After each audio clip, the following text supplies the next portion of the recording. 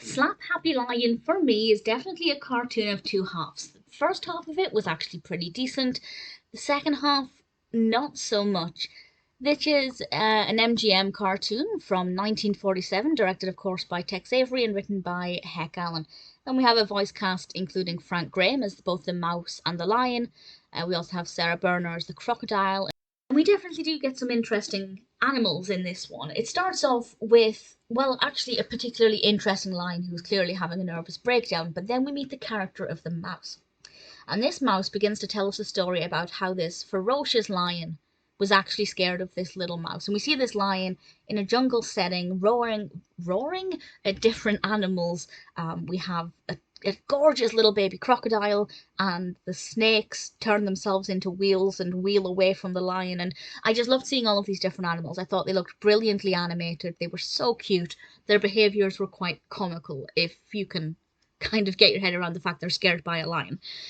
But then the mouse comes along, and the lion seems to be quite scared of the mouse. And then we have a kind of almost Tom and Jerry approach with those two characters, which I wasn't necessarily expecting, and I think it worked relatively well.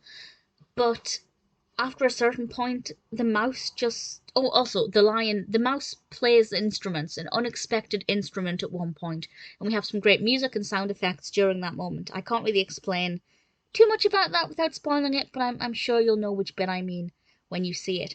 But after about the halfway mark, it got very repetitive, and the mouse kept saying boo, and the noise, like the intonation of that boo, was really irritating, and it was constant, and I hated it.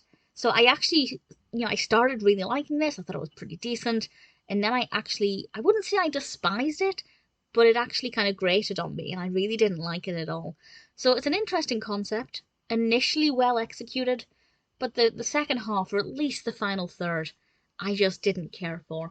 So would I recommend it? It's a difficult one. If you think you will like it, if you like cartoons about animals, or you particularly like Tex Avery or MGM cartoons, then give it a watch at least once, form your own opinion. But it's definitely not making my list of the 100 top cartoons to watch.